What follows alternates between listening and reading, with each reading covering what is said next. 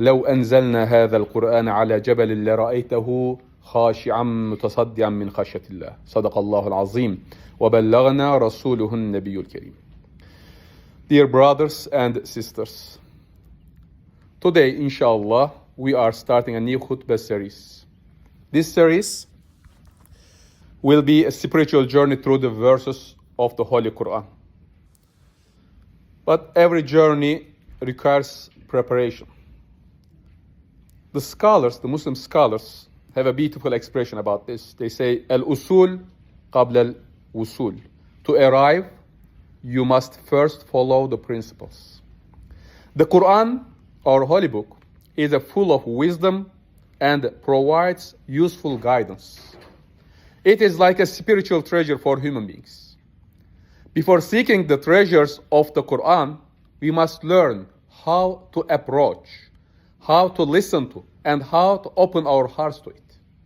Brothers, millions of people recite the Quran every day and night, alhamdulillah. But not everyone understands it or benefits from it equally. The same Quran that transformed Umar ibn al-Khattab, for example, from an enemy of Islam into one of its greatest leaders is the same Quran. The same Quran that turned desert tribes into guides for humanity. The same Quran. Why does the same Quran transform some people while others seem to gain little benefit from it? The answer is not the book itself, but in the way we approach it. Brothers, many of us work in here in the healthcare, so let me give you an example from medicine. Imagine a set of surgical tools. In untrained hands, these tools can cause harm and worsen the situation. But when they are placed in the hands of a skilled surgeon, they become a means of healing and saving lives. The tools are the same. The way they are used is different. Similarly, the Quran serves as perfect guidance from Allah subhanahu wa ta'ala. But if we approach it with carelessness, laziness, or wrong intentions, we may miss its treasures. If we approach it correctly, it will become a guide that shapes our lives, heals our hearts, and draws us closer to Allah. Brothers and sisters, if we want to benefit from the Quran, as the companions did, we must learn how they approached it. The scholars mention many principles, and today I'd like to share 9 of them. The first principle is to read the Quran as if Allah were speaking to you directly. There are so many verses in the Quran that began with phrases such as Ya ayyuhan nas, Ya ayyuhal ladhina amanu, Ya abadi, O mankind, O believers, O my servants. These are calls in the Quran that show it is speaking with you directly. Allah subhanahu wa ta'ala is speaking directly to you, inviting you, teaching you, warning you, and leading you. When we hear verses praising the believers, our first question should not be who is Allah talking about, but rather, do these qualities exist in me? When we hear warnings directed at sinners, our first concern should not be others, but ourselves. How should this verse impact my life? What is Allah teaching me? What does my Lord expect of me? Every verse, every ayah is an invitation from Allah to reflect, to grow. The second principle is sincerity. وَمَا أُمِرُوا إِلَّا لِيَعْبُدُوا اللَّهَ مُخْلِصِينَ لَهُ الدِّينَ. They were not commanded except to worship Allah, being sincere to Him in religion. The Quran opens its treasures only to sincere hearts. Ikhlas. A person may recite it beautifully. A person may memorize many chapters. A person may study Arabic and Tafsir. But the greatest question is, why are we reading the Quran? For Allah or for people? For guidance or for recognition? The Messenger of Allah ﷺ taught us actions are judged by intentions.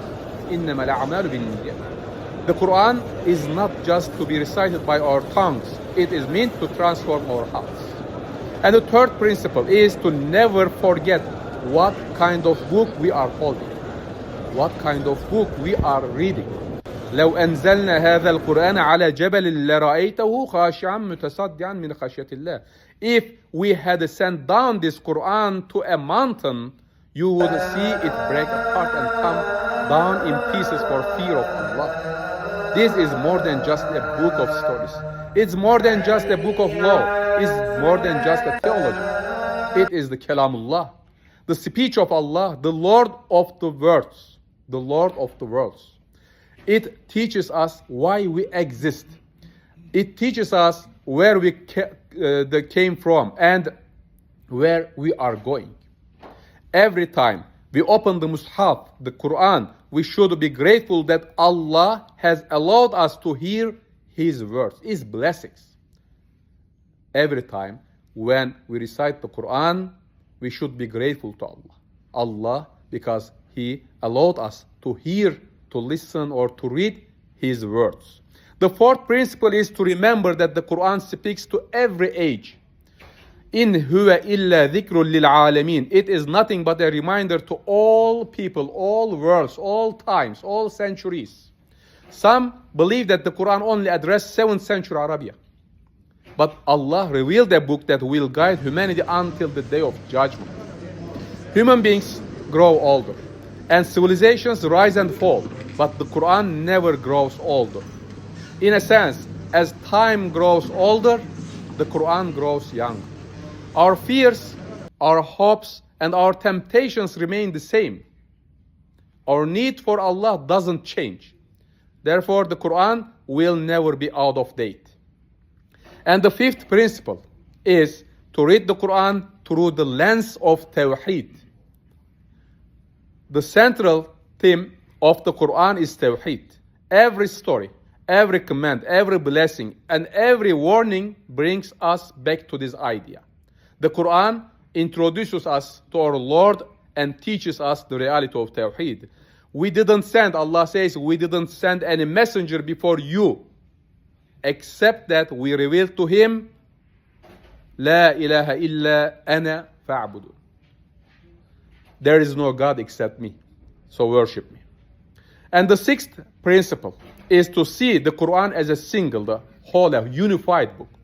Ulama says, Al-Quran yufassiru ba'duhu ba'da. One part of the Quran explains another part of it. Sometimes we read a verse without considering the overall context. But the Quran is like a building whose parts support one another. Its verses are connected. Its messages support one another. Its surahs reflect one another. The Quran's beauty becomes more clear when we look at it as a whole. And the seventh is to understand that the Quran goes deep.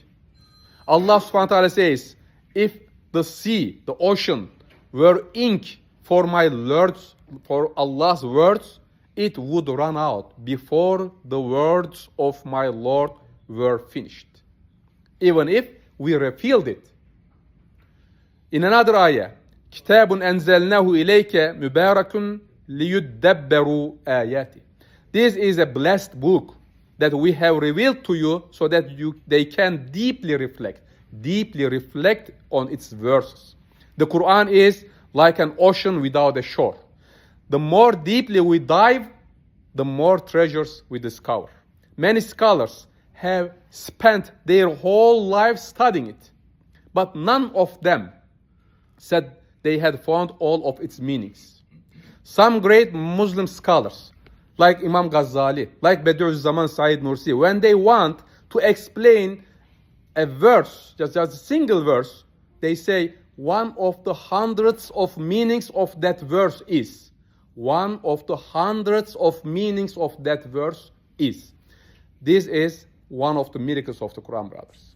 And the eighth is to realize that the characters, the peoples, the behaviors described in the Quran are not just historical figures. لَقَدْ كَانَ فِي قَصَصِهِمْ عِبْرَةٌ لِأُولِي الْأَلْبَابِ. Indeed, in their stories, there is a lesson for people of understanding. Fir'aun, for example, is not just a man from thousands of years ago. Every time arrogance appears, the spirit of Fir'aun appears. Qarun is not just a wealthy man from the past. There is a believer in every age.